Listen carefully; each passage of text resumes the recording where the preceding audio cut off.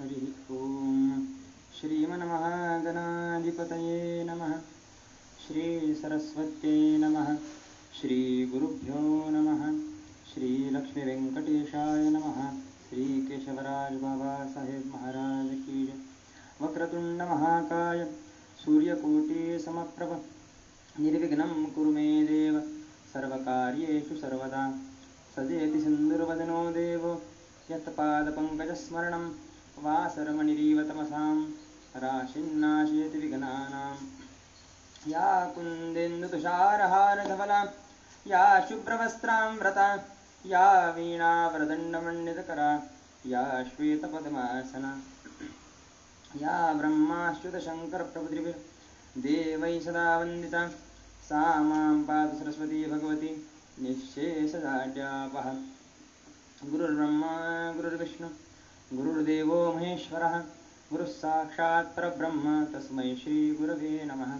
शान्ताकारं भुजगशयनं पद्मनाभं सुरेशं विश्वाधारं गगनसदृशं मेघवर्णं शुभाङ्गं लक्ष्मीकान्तं कमलनयनं योगिभिर्ध्यानगम्यं वन्दे विष्णुं भवभयहरं सर्वलोकैकनाथं. पार्थाय प्रतिबोधितां भगवतां नारायणेन स्वयं व्यासेन कृतां पुराणमुनिनां मध्ये महाभारतम्. अद्वैतामदवर्षिणीं भगवतीम् अष्टादशाध्यायिनीं वन्दे तां परमेश्वरीं भगवतीत्येते नमोऽस्तुते. की गीतायै सप्तशती मन्त्रप्रतिपाद्य भगवती मोहमीशामुक्ति आनन्दली असे. अलङ्कापुरी पुण्यभूमि पवित्र तिथे नान्दतो ज्ञानराजा सुपात्र तया आठविता महापुण्यराशी. नमस्कार माझा श्री सद्गुरु ज्ञानेश्वरांचे. शुकासारिखे पूर्णवैराग्यजांचे वसिष्ठा परिज्ञान योगेश्वरांचे. कवी वाल्मिका सारिखा मान्यायसा. नमस्कार माझा श्री सद्गुरु रामदासा सद्गुरुनाथ महाराज की जय. आज या ठिकाणी श्री केशवराज बाबासाहेब महाराज यांना वंदन करतो. माऊली ज्ञानेश्वरांना आणि सद्गुरुनाथांना वंदन करतो आणि आजच्या प्रवचन सेवेला प्रारंभ करतो. दरवर्षीच या केशवराज बाबासाहेब मंदिरामध्ये हा श्रावण मासामध्ये अत्यंत स्तुत्य असा उपक्रम राबवला जातो. तो म्हणजे ज्ञानेश्वरीवर प्रवचन. ज्ञानेश्वरी तशी पाहता आहे तर भगवद्गीतेचा अर्थ ज्ञानेश्वरांनी विवेचन केलेला शब्दशः पाहिलं झालं तर भावार्थ दीपिका आहे ती. परंतु एका इंग्रजी तत्वज्ञात्यानं ज्ञानेश्वरीवर बोधवचन सांगताना सांगितलं तर ज्ञानेश्वरी इज द स्पिरिच्युअलिटी किंवा is the intent of spirituality. तर स्पिरिच्युअलिटी किंवा आत्मबोध जर करायचा असेल कलियुगामध्ये तर तो ज्ञानेश्वरी हा सर्वोत्तम उपाय आहे.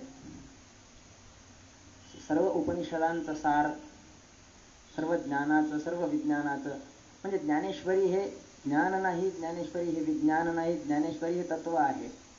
आणि एक ठिकाणी म्हणजे माझ्या असं निदर्शनास आलं की पब्लिक हिस्ट्री नावाचा एक विषय आहे,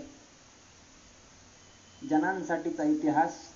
त्यामध्ये इतिहासकारांनी भाष्य करताना सांगितलं की तत्व हे सर्व ज्ञान, विज्ञान, प्रकृती आणि विकृती या सर्वांचं मूल आहे. तर ते तत्व या ज्ञानेश्वरीमध्ये व्यक्त आहे. आपल्याला एक अभंग सांगतो की गीता भागवत करीती श्रवण अखंड चिंतन विठोबाचे. हा अभंग आपल्या समोर आहे.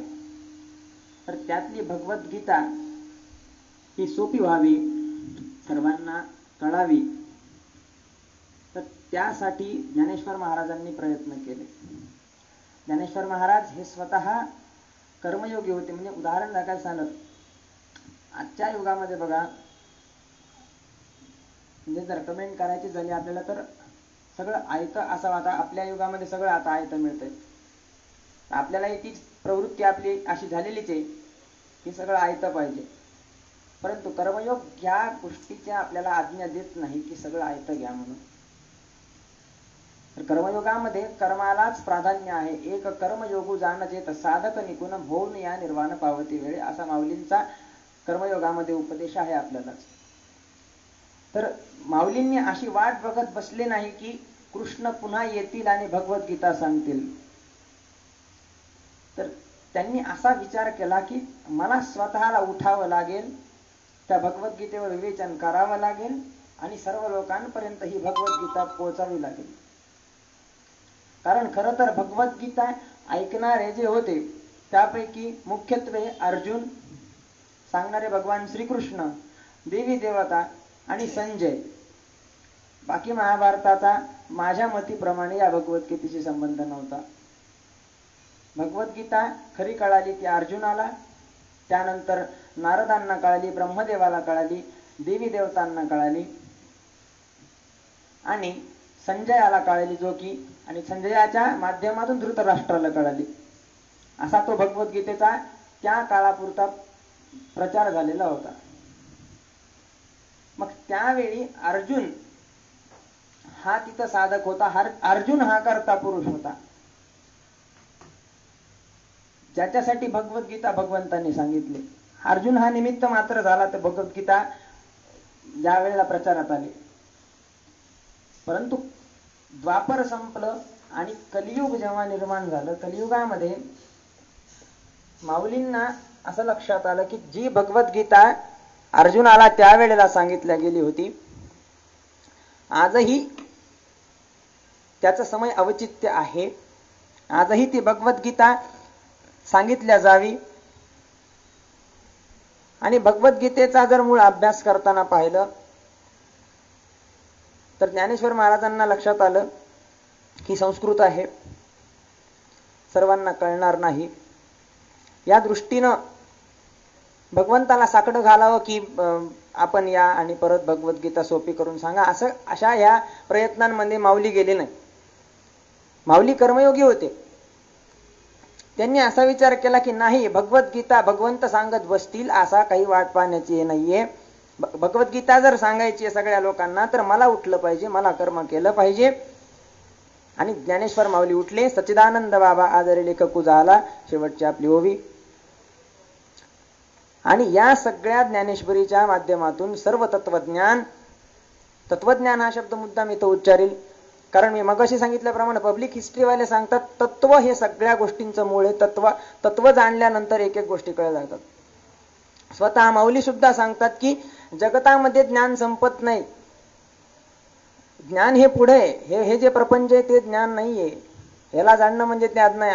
अर्जुना तया नाव ज्ञान येर प्रपंच विज्ञान ते सत्य बुद्धी ते अज्ञान हेही जाण, अशा पद्धतीनं माऊली बोध करतात की हा जो प्रपंच आहे तो ज्ञान नाहीये.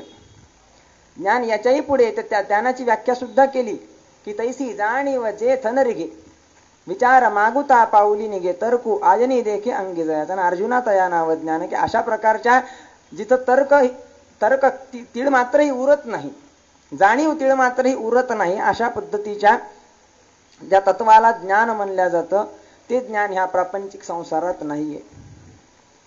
आणि म्हणून ह्या प्रापंचिक संसारापासून विरक्ती ही सहजासहजी शक्य नाही. त्यासाठी ती भगवद्गीता अभ्यासणं आवश्यक होतं. म्हणून 9000 ओव्यांचा हा ज्ञानेश्वरी, हा भावार्थ दीपिका नावाचा ग्रंथ ज्ञानेश्वर महाराजांनी कर्मयोगाच्या सिद्धतेने निर्माण केला.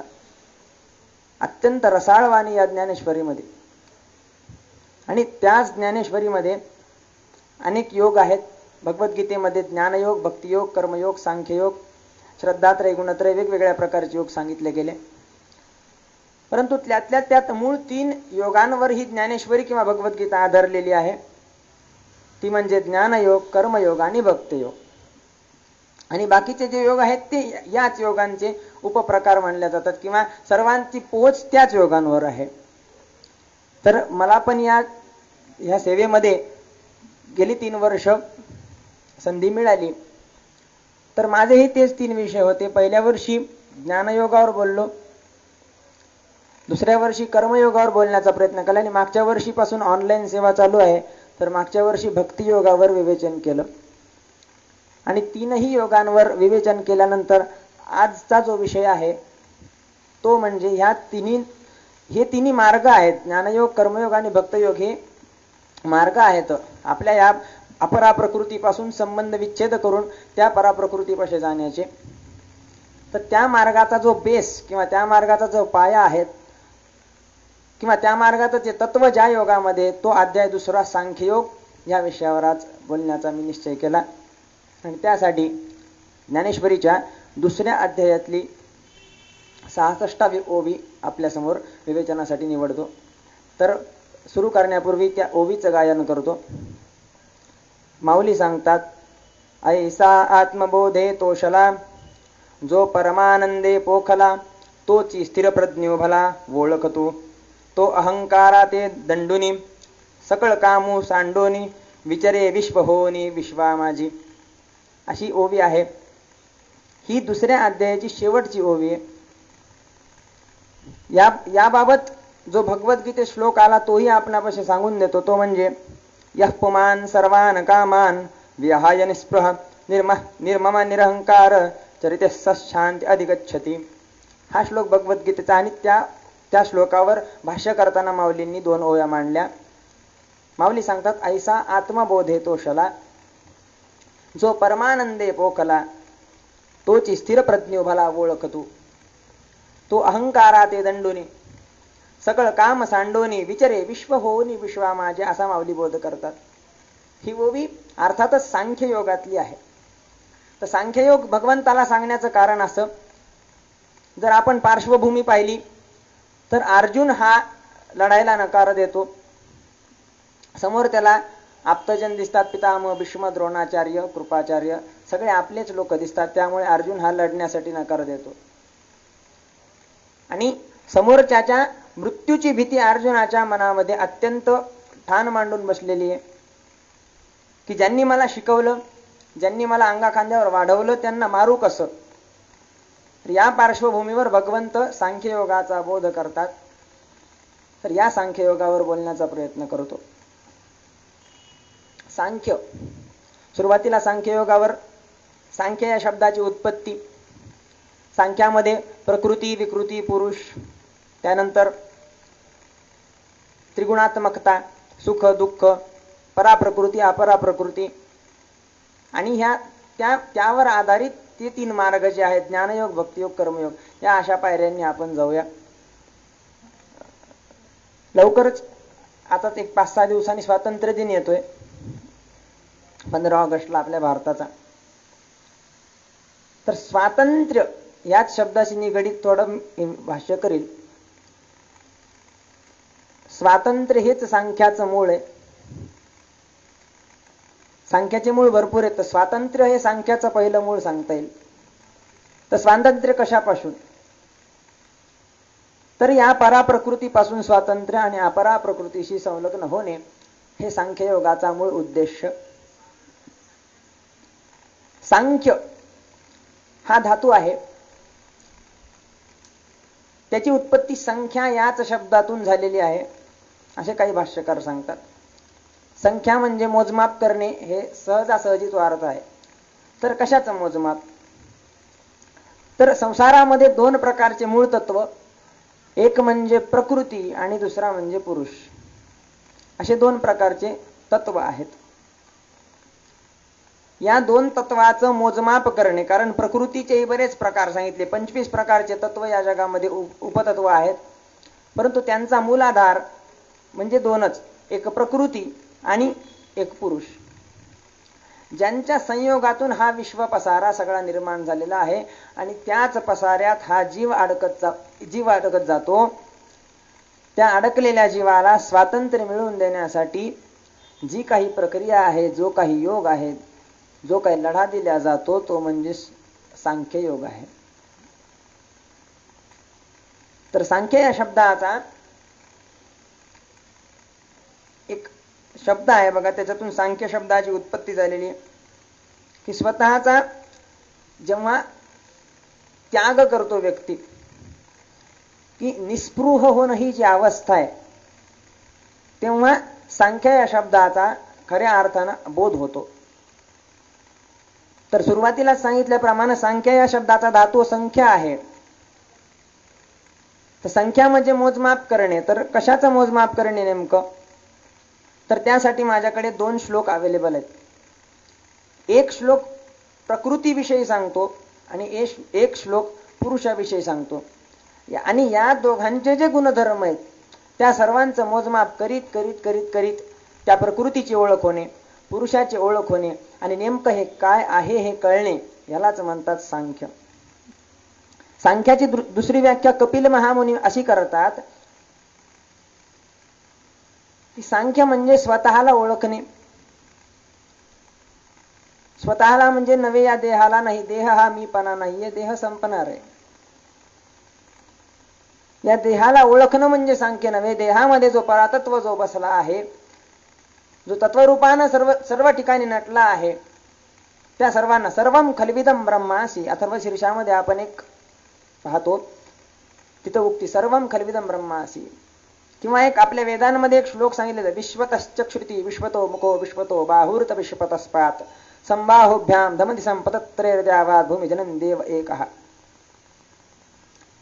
तेव्हा सांगितलं जातं की सर्व तत्वांमध्ये व्याप्त तोच आहे आणि त्याच तत्वाला ओळखल्यानंतरच जी काही प्रकृतीशी संलग्नता येणार आहे त्याला सांख्य म्हणतात. आणि त्या प्रकृतीशी आलेली संलग्नता म्हणजे मोक्ष. तर तो मोक्ष कशातून? तर या जडत्वातून मोक्ष मिळतो. तर या जडत्वाच्या सुद्धा काही तत्व पुढे आहेत, त्या म्हणजे कामना, स्पृहा, हे सुद्धा पुढे येणार आहेत. तत्पूर्वी मी 2 श्लोक आपल्याला सांगतो. एक प्रकृतीविषयी आहे आणि एक पुरुषाविषयी आहे.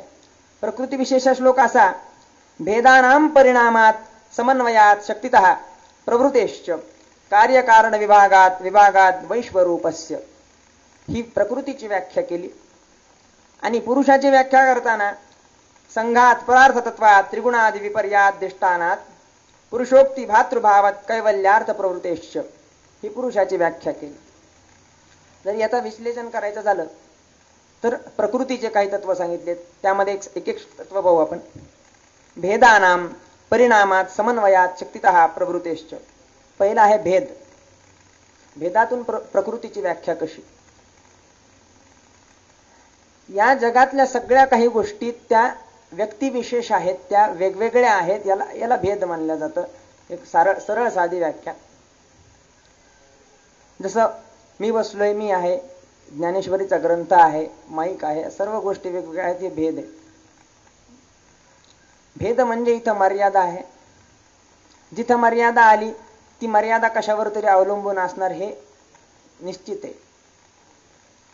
जसं आपल्या कुटुंबामध्ये जर आपण बघू, लहान मुलं आहेत, भाऊ भावंड आहेत, त्या प्रत्येकाला मर्यादा अमर्याद कोणी नाही.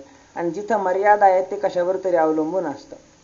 जे अमर्याद आहे ते कशावरच अवलंबून, जसं आकाश अमर्याद आहे ते कशावरही अवलंबून नाही, परंतु मर्यादा जी पृथ्वी आहे ती पृथ्वी सूर्याच्या गुरुत्वाकर्षणावर स्थिरवलेली आहे.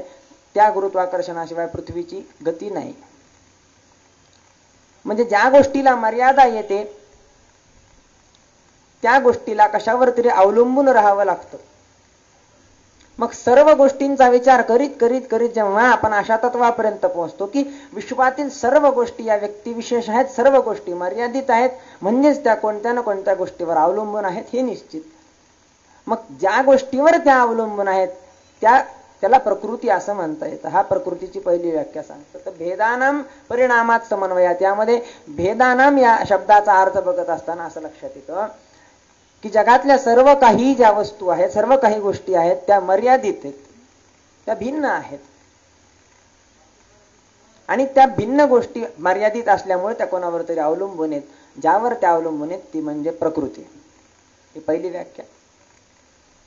तर भेदानां परिणामात समन्वयात पुढचं येतो समन्वय. समन्वयामध्ये सांगितलं जातं की जरी त्या गोष्टी भिन्न दिसत असल्या तरी त्यामध्ये काही गोष्टींचं साम्य आहे. तर ते म्हणजे सुख, दुःख आणि मोह या प्रत्येकाला मिळणाऱ्या प्रॉपर्टीज आहेत. की जो जडजीव या जगामध्ये जन्माला त्याला सुख आहे, दुःख आहे आणि मोह आहे. जरी भिन्नता असली, पहिल्या शब्दामध्ये पहा, या एकाच श्लोकामध्ये वेगवेगळे पण सांगितलेले प्रकृतीच्या व्याख्यांबद्दल. पहिला शब्द भेद सांगतो, परंतु दुसऱ्या शब्दाकडे येतो तेव्हा आपल्याला लक्षात येतं की भेद जरी असला तरी काही कॉमन गोष्टी आहेत त्याच्यामध्ये. त्या म्हणजे सुख, दुःख आणि मोह.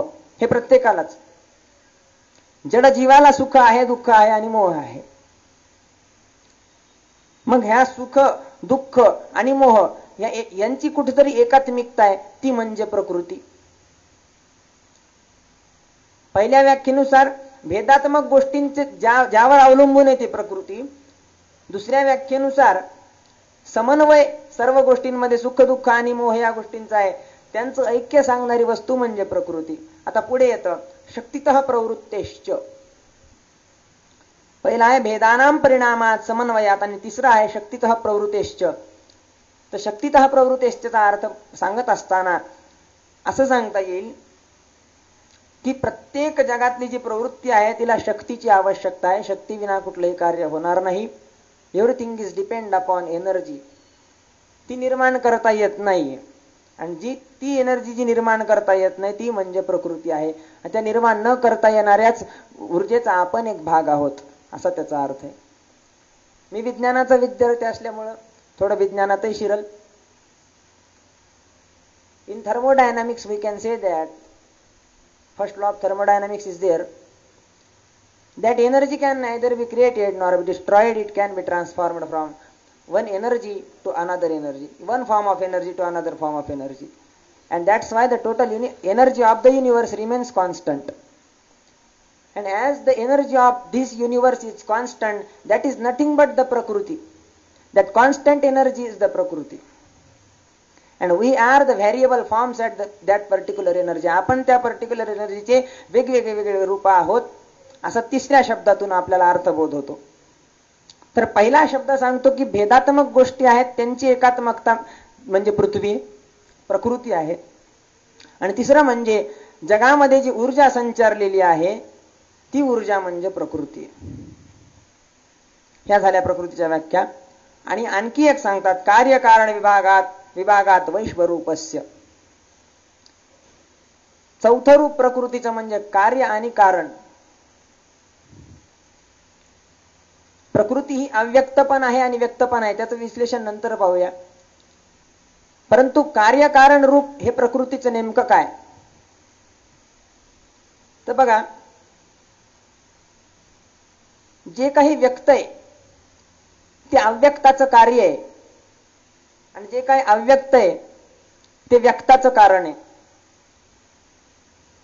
हे दोन शब्द महत्वाचे ठरतात तिथं. जे व्यक्त आहे ते अव्यक्ताचं कार्य आहे, आणि जे अव्यक्त आहे ते व्यक्ताचं कारण आहे. थोडक्यात समजून सांगेल.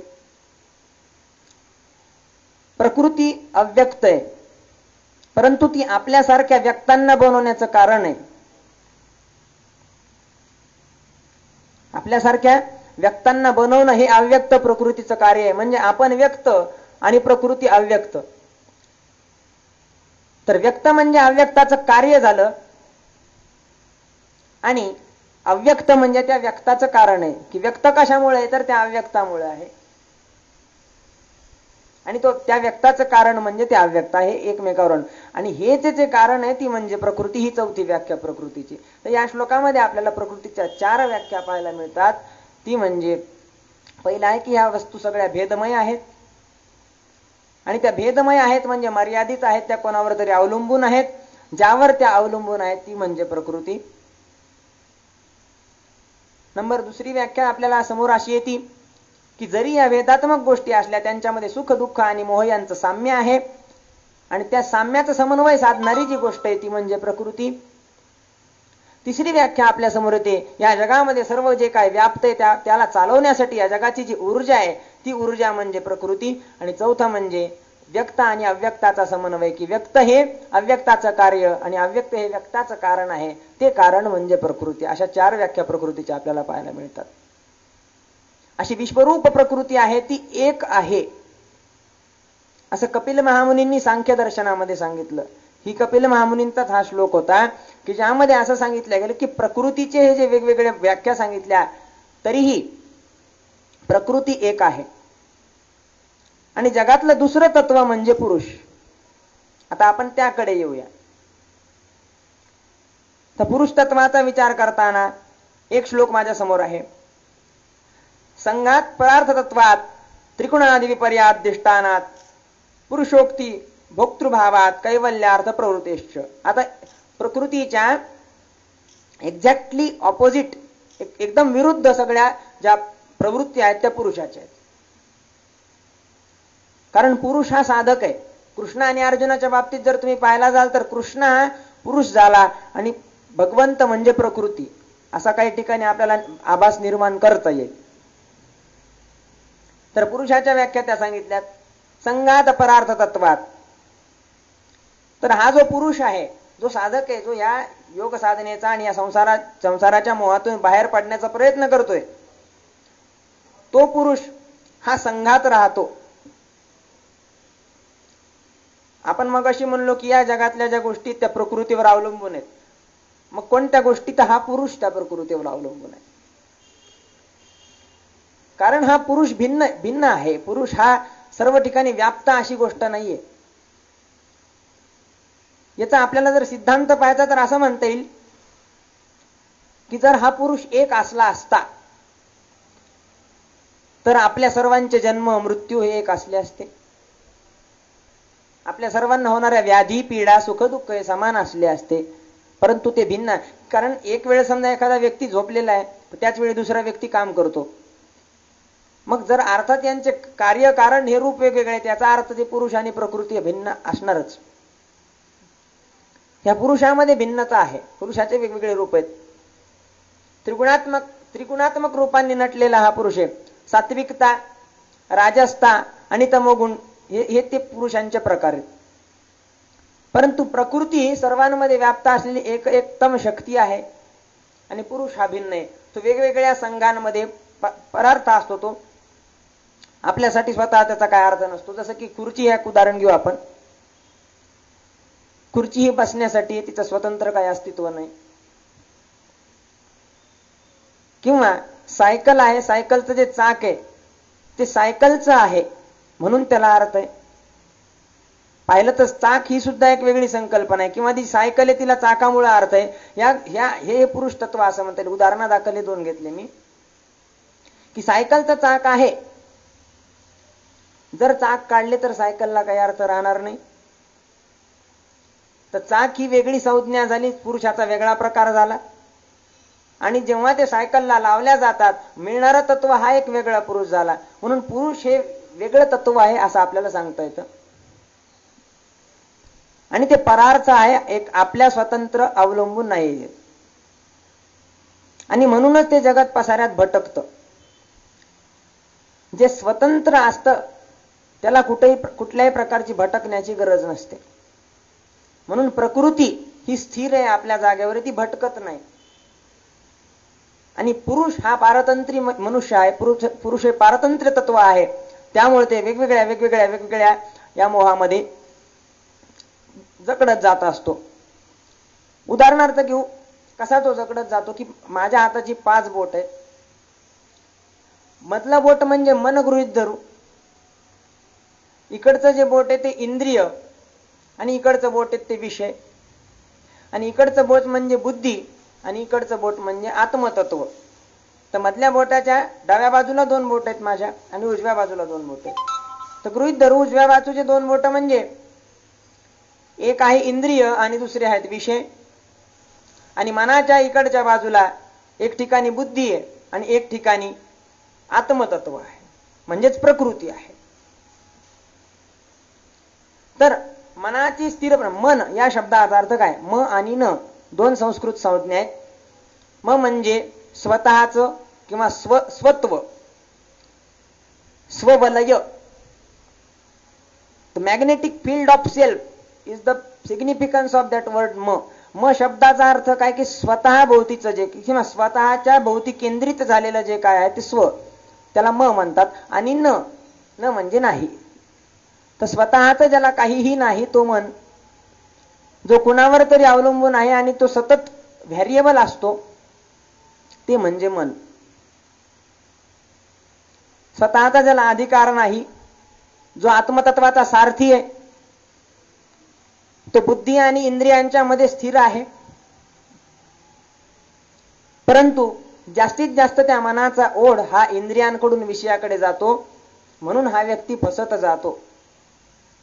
पुरुषाचं फसण्याचं कारण काय की त्रिगुणात्मक ही जी सृष्टी आहे त्यामध्ये हा त्रिगुणात्मक पुरुष आहे, त्याचं जे मन आहे त्याला स्वतःचा असा कुठलाही अधिकार नाही आणि त्याची जास्तीत जास्त ओढ ही इंद्रियांकडे जाते आणि इंद्रिय त्याला विषयांकडे घेऊन जातात आणि तो मोहाला बळी पडतो.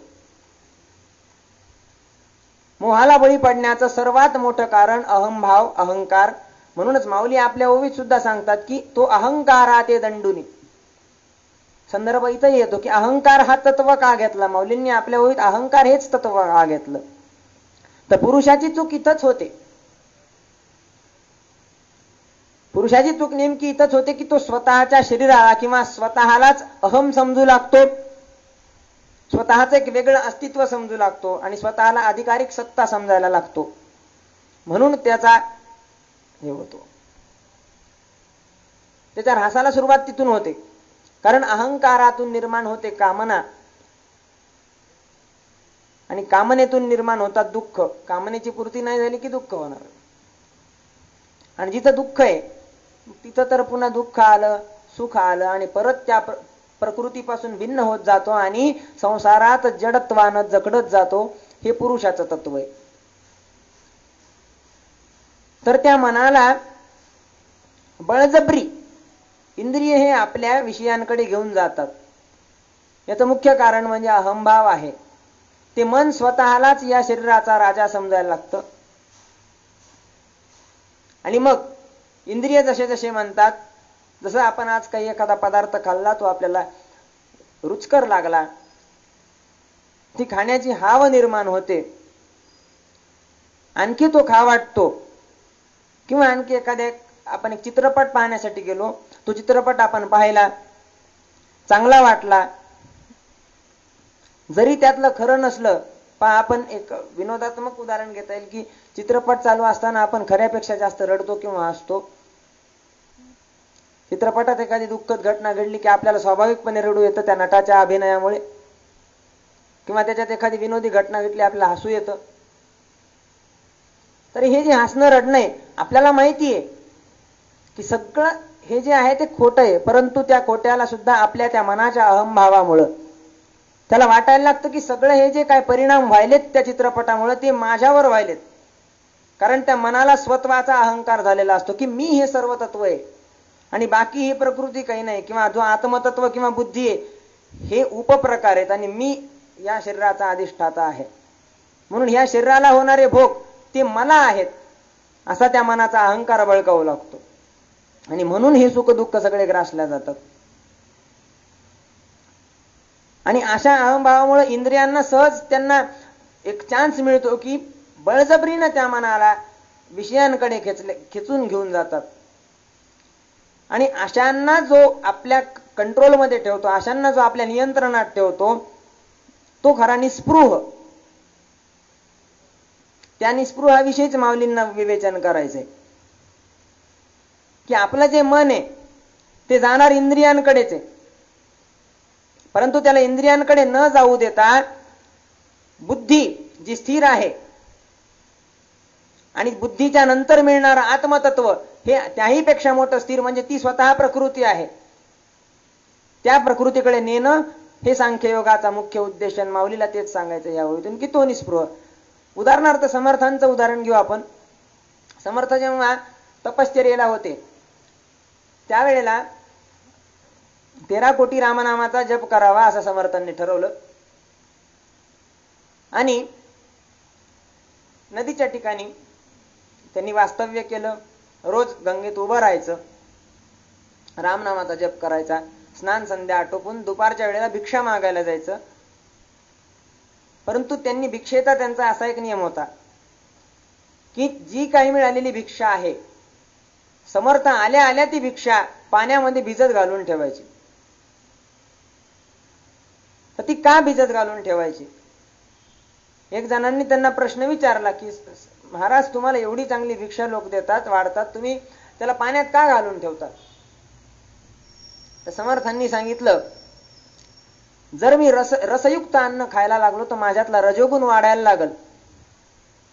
आणि रजोगुण हा कामनेचा कारक आहे, मोहाचा कारक आहे. म्हणून रसहीन अन्न, जे की माझ्या फक्त शरीर उदरनिर्वाहासाठी किंवा मला जगण्यासाठी कारण ठरेल, तेवढंच अन्न मी सेवन करणार. म्हणून मी याला भिजत घालतो, जेणेकरून त्यातले सगळे रस निघून जावेत आणि ते निरस अन्न केवळ स्पृहा पूर्ण करण्यासाठी मला मिळावं. इथं स्पृहा हा शब्द येतो आणि त्याला नाहीसं करणे म्हणजे निस्पृह. स्पृहा ही कामनेच्याही पुढची अवस्था आहे. पहिली तर कामना, त्या आधीचा अहंकार. माऊलींनी सर्वात महत्वाचं तत्व अहंकार सांगितलंय. अगोदर त्या अहंकाराला दवडायचे की मी आहे किंवा माझं, मला, सर्व माझे, हे जाणं म्हणजे अहंकार जाणं आहे. कारण जेव्हा आपल्याला अहंकारच राहणार नाही तेव्हा आपल्याला स्वतःच काही उरणार नाही. किंवा मी माझं आहे, हे पुस्तक माझं, आज मी प्रवचन करतोय, ही भावनाच उरणार नाही. एक उदाहरणादाखल सांगतो. एक गणिताचा शिक्षक होता आणि त्याला असाच अहंकार झाला. खूप तो प्रसिद्ध झाला आणि त्याला असा अहंकार झाला की मला सर्व येतं.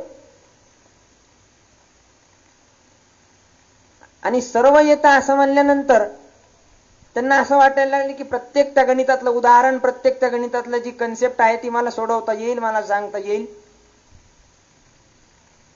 आणि अशा त्या अहंकारात असताना एक वेळ त्यांच्या समोर एक उदाहरण आलं जे की त्यांना सोडवता आलं नाही. मग अर्थातच यानं काय होणार की मला जे सोडवता आलं नाही त्यांना ते विचलित करून जाणार, त्यांना दुःख प्राप्त होणार.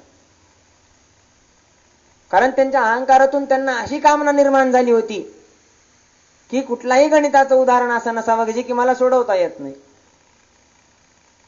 परंतु असं एक उदाहरण आलंय जे त्यांना सोडवता आलं नाही. मग त्या कामनेचा अंत झाला आणि कामनेचा अंत झाल्यामुळे दुःख प्राप्त झालं. म्हणजे कामना ही दुःखाची जनिती, येरती माईके दुःखाची जनिती, नाही आधी अंती अवसानी तुकाराम महाराज विवेचन करतात. म्हणूनच आपुला तो एक देव करून घ्यावा. अभंगात सुद्धा तेच चिंतन केले. तेने विन जीवा सुख नव्हे. प्रत्येक जीव हा सुखाच्या प्राप्तीत, ते पण दुःखातच अडकल्या जातो. तर का दुःखात अडकल्या जातो त्याचं कारण अहंकार आहे. त्या अहंकाराच्या पुढची स्टेप कामना आहे की त्या अहंकारामुळे कामनेचा उदय होतो. कामनापूर्ती नाही झाली की दुःख निर्माण होतं. म्हणून अगोदर अहंकाराला दंडन करणं हे आवश्यक आहे. अहंकाराचं दंडन झालं की आपोआप कामनेचा नाश होतो. कारण मीपणाच नाही तर मग अहंकार कशाचा आणि कामना कशाची. आणि ती एकदा कामना नाहीशी झाली की स्पृहा नाहीशी करणं हे फार सोपं जातं. कारण स्पृहा म्हणजे आपल्याला आवश्यक घडणाऱ्या गोष्टी. इथं दोन गोष्टी आहेत, स्पृहा आणि कामना. या दोन्हींचाही अर्थ इच्छाच आहे, परंतु भिन्नतम आहे. कामना म्हणजे आपण केलेली इच्छा, या शरीरानं भोगार्थानं केलेली इच्छा. आणि स्पृहा म्हणजे या शरीराला लागणाऱ्या गरजा.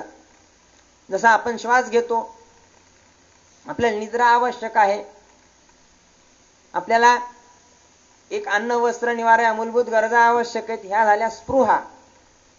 आणि बाकीच्या ज्या इच्छा की मला आज या ठिकाणी जायचं, मला हे कपडे घालायचे, मला ह्या स्थळाला भेट देऊन यायची, मला या मंदिरात जायचंय, ह्या सगळ्या गोष्टी कामना आहेत. तर अहंकाराला दंडन केल्यानंतर कामनेचा आपोआप अंत होतो. आणि मग स्पृहेचा अंत करण्यासाठी मग 3 पायऱ्या सांगितल्या, त्या म्हणजे ज्ञानयोग, कर्मयोग आणि भक्तियोग. कारण जरी या कामनेचा अंत झाला तरी मनुष्य या जगापासून विरक्त होत नाही. किंवा काही ठिकाणी असा प्रश्नही आपल्याला उद्भवू शकतो की जर या कामनेचा अंत झाला की मग मला बाकीच्या गरजा उरणार नाहीत का, मला भूक लागणार नाही का. जर मी स्थितप्रज्ञा त्या ठिकाणी स्थिर झालो, माझ्या आत्मतत्वाकडे माझ्या मनाला मी वळवलं, तर मला मग भूक लागणार नाही का, मला तहान लागणार नाही का, मला श्वास घ्या वाटणार नाही का. तर ते वाटेल, परंतु त्याच्या फळाची इच्छा किंवा त्या स्पृहांची इच्छा ही आपल्या देहाला बाधू शकणार नाही. की जर आज अन्न मिळालं नाही तर माझं कसं होईल, याचा काहीही आपल्याला संबंध उरणार नाही, देहाचाच संबंध उरणार नाही. यालाच निस्पृह होणं अशी अपेक्षा म्हणतात. तर म्हणून माऊली सांगतात की तो अहंकाराते दंडुनी. मग त्यापुढे काय, सकळ कामू सांडूनी. अहंकारालाच दंडन केलं की मग कामना आपोआप सांडल्या जातात. आणि विचारे विश्व होऊनी विश्वा माझी. विश्व होऊनी विश्वा माझी या गोष्टीवर विवेचन करताना आपल्याला असं म्हणता येईल की विचारे विश्व होऊनी, की स्वतःच तो पुरुष विश्व बनतो. याचा अर्थ काय, की त्या जड पुरुषाच्या सगळं जडत्व निघून जातं आणि तो अचल अव्यक्त अशा प्रकृतीशी ऐक्य पावतो आणि त्या विश्वामध्ये विश्व होऊनच संचारतो. कारण जड पुरुषाला प्रकृती आपलंस होऊ देत नाही. एक ठिकाणी बघा, मॅग्नेटिझम या एका तत्वामध्ये सांगितलेलं आहे की magnetic properties of a magnet are higher at the poles and lower at middle of the magnet. चुंबकाचे जे चुंबकीय ध्रुव आहेत त्या ध्रुवांपाशी चुंबकीय क्षेत्र अधिक असून मध्यभागात कमी आहे. तर ध्रुव ही संकल्पना तिथे येते. ध्रुवाच्या ठिकाणी चुंबकीय क्षेत्र जास्त आहे. ध्रुवाचा अर्थ आहे जो अचल आहे. आता अचलचा स्पष्टीकरण द्यायचं झालं, त्याच चुंबकाचे 2 तुकडे करा. तुकडे केले तरी 2 नवीन चुंबक तयार होतील. हा एक मॅग्नेटचा लॉ आहे. म्हणजेच जे ध्रुव आहेत ते आपल्या जागेवर स्थिर आहे, ते हालत नाहीत. ध्रुव बाळाची गोष्ट तर तुम्हाला माहितच आहे की तो ध्रुव तारा जो आहे त्यानं स्वतःला आढळपद मिळवून टिकण्यासाठी ते तपश्चर्या वगैरे केलेली. मग विष्णू त्याला प्रसन्न झाले आणि त्याला वर दिला आणि ध्रुव एका आढळपदावर जाऊन ताऱ्याच्या रूपानं बसला. तर ध्रुव म्हणजे जो हालत नाही, जो अचल आहे, असं ध्रुव बने. त्या चुंबकामध्ये त्या ध्रुवापाशी चुंबकीय क्षेत्र जास्त असतं. म्हणजे त्यावरून आपल्याला तात्पर्य असं काढता येईल की जे अचल आहे, जे या कुठल्याही जडत्वामध्ये बंधन पावत नाही, त्यापाशी ज्ञान टिकणार आहे. कारण ज्ञानाची व्याख्या करताना माऊली मी मगाशी म्हणल्याप्रमाणे जैसी जाणीव जेथ न रिगे, विचार मागुता पाऊली निघे आणि तर्कू आयने देखे अंगी जयाचा. अर्जुना तया नाव ज्ञान येर प्रपंचू विज्ञान तेत सत्यबुद्धी ते अज्ञान हेही जाण. म्हणून ते ज्ञान प्राप्त होण्यासाठी अचल होणं आवश्यक आहे. सगळ्या प्रकारच्या कामना, सगळ्या प्रकारचा अहंकार, सगळ्या प्रकारचे काम, क्रोध, लोभ, मद, मोह, मत्सर या विकारांचा नाश होणं अतिशय आवश्यक आहे.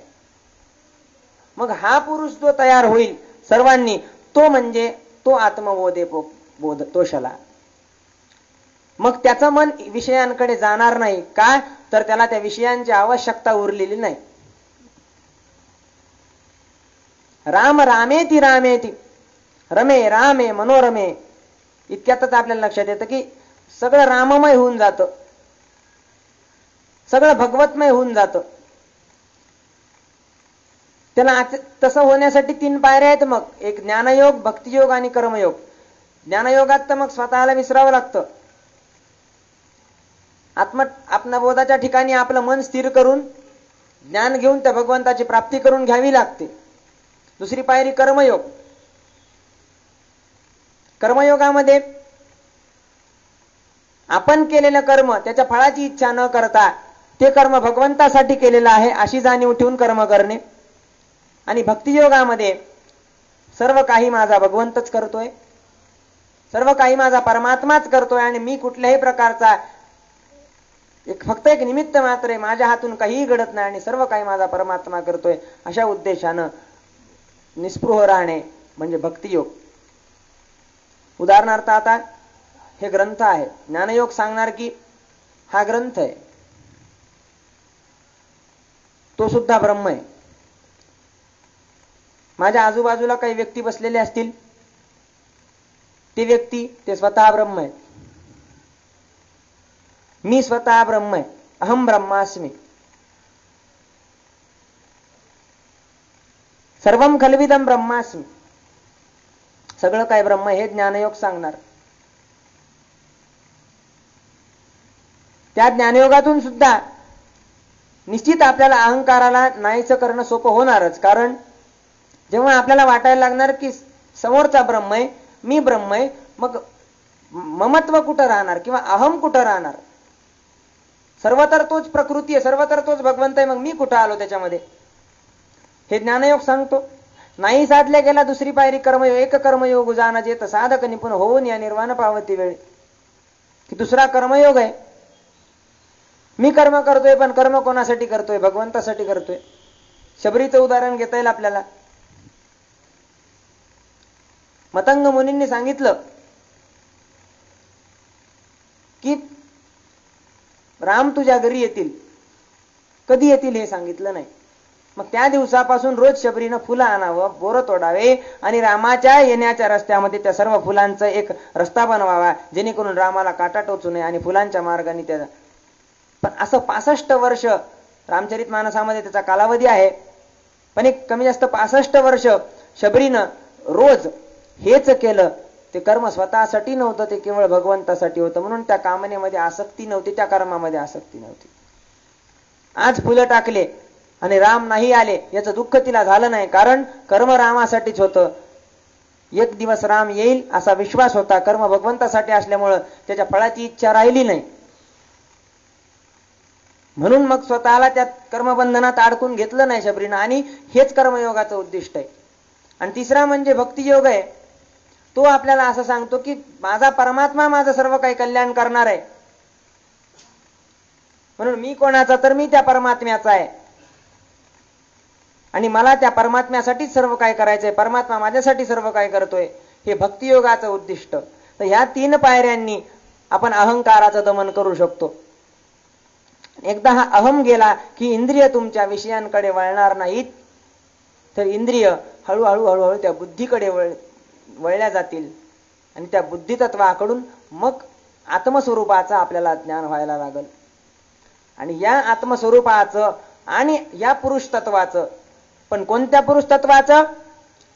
जे पुरुष तत्व स्थिर झालेलं आहे, जे पुरुष तत्व अस्थिर नाही किंवा त्रिगुण ज्याला बाधू शकत नाहीत, अशा पुरुष तत्वाचं आणि त्या अचल अशा प्रकृतीचं ऐक्य जेव्हा होतं त्याला योग म्हणतात. त्या योगातून हा विश्व पसारा चालतो आणि त्या अवस्थेला मोक्ष अवस्था असे म्हणतात. That is the most stable state of any animal. प्रत्येक साधकाची ती सर्वात मोठी अवस्था आहे, ती म्हणजे मोक्ष. मोक्ष म्हणजे अशी अवस्था, चिरशांतीची अवस्था. रोज झोपीत पहा, आपण झोपल्यानंतर आपल्याला एक चिरशांतीची अवस्था असते. आपण रिलॅक्स असतो. फक्त झोपेला मोक्ष का म्हणता येत नाही? कारण झोपेनंतर उठण्याची इच्छा असते म्हणून. पण तिथं कुठल्याही प्रकारची इच्छा राहत नाही. परंतु एक उदाहरणादाखल सांगितलं की झोपेत जी शांतता आहे तीच शांतता मोक्षामध्ये आहे. कशाचंही आपल्याला भान उरत नाही, त्यालाच मोक्ष म्हणलात. फक्त झोपेला मोक्ष का म्हणलो नाही, तर त्यानंतर उठण्याची जी आपली आसक्ती आहे ती तिथं आपल्याला बाध्य ठरते, म्हणून त्याला मोक्ष नाही म्हणता येणार. म्हणून या अहंकाराचं दंडन केल्यानंतर कामनेचं दंडन होईल, स्पृहांचं दंडन होईल आणि तो निस्पृह असा साधक त्या प्रकृतीशी संलग्न होईल. त्या कातरच आपल्याला ज्ञानेश्वर माऊलींना सांगायचंय की ऐसा आत्मबोधे तोषला जो परमानंदे पोकला. मग तो अंतरयात्रा करण्यासाठी स्वतंत्र होऊन जातो. परमानंदाची प्राप्ती. आपल्या शरीरामध्ये 5 शरीर आहेत. हे वरचं जड शरीर, त्याच्यानंतर इंद्रिय अवस्था, त्यामध्ये गेल्यानंतर मनोमय कोश, त्यानंतर आनंदमय कोश, अशा वेगवेगळ्या प्रकारचे कोश आहेत. आणि अंतरयात्रा करता करता करता एक एक एक एक शरीराचा मोह सुटत जातो. पहिल्यांदा वरच्या जड शरीराचा, मग नंतर हे अन्नमय कोश आहे, मधला ज्ञानमय कोश आहे, त्याच्यातला विज्ञानमय कोश आहे आणि त्यामध्ये आहे आनंदमय कोश. तर त्या आनंदमय कोशापर्यंत पोहोचण्याची यात्रा म्हणजे सांख्ययोग आहे. तर त्या आनंदमय कोशापर्यंत एकदा तो साधक पोहोचला की मग त्याला परमानंदातच सत चित आणि आनंद ही अवस्था त्याला प्राप्त होऊन जाईल आणि तो परमानंदात न्हावून निघेल आणि तो स्थितप्रज्ञ होईल, निस्पृह होईल. त्या अर्थाची ही आजची ओवी. ऐसा आत्मबोधे तोषला जो परमानंदे पोखला तोची स्थिरप्रज्ञ भला ओळखतो. पण त्यासाठी काय केलं? तो अहंकाराते दंडुनी सकळ कामू सांडुनी विचरे विश्व होऊनी विश्वा माझी. अशा पद्धतीनं निस्पृह व्यक्तीचे जे लक्षण आहेत ते माऊली ज्ञानेश्वरांनी आपल्या समोर मांडलेले आहेत. तर या प्रवचनाचं उद्दिष्ट हेच की ज्ञानेश्वरीचा अभ्यास करत असताना आपणही हळूहळू हळू का होईना स्वतःला स्थिर करण्याचा प्रयत्न करावा. कुठल्याही बाबतीत आपल्या स्वतःवर ममत्व ठेवू नये. जिथं ममत्व आलं तिथं ममता आली. ममता आली की दुःख सुख या सगळ्या भावना आपल्याला ग्रासल्या जाणार आहेत आपण. आणि ग्रासून गेल्यावर पुन्हा या जड चेतन या जगामध्ये आपण अडकत जाऊ. हे जर अडकायचं नसेल तर अगोदर अहंकाराचं दंडन करावं. अहंकाराचं दंडन केल्यावर कामनांचं दंडन होईल.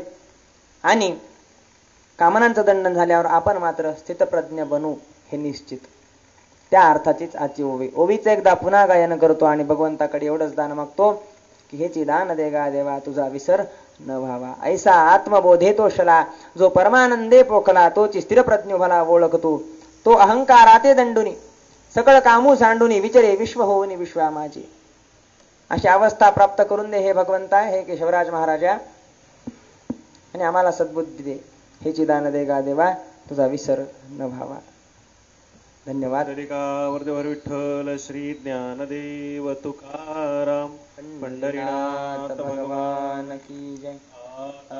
विश्वात्मके देवे येणे वाग्यज्ञ दोषावे तोषोनी मज द्यावे पसाय गाणे.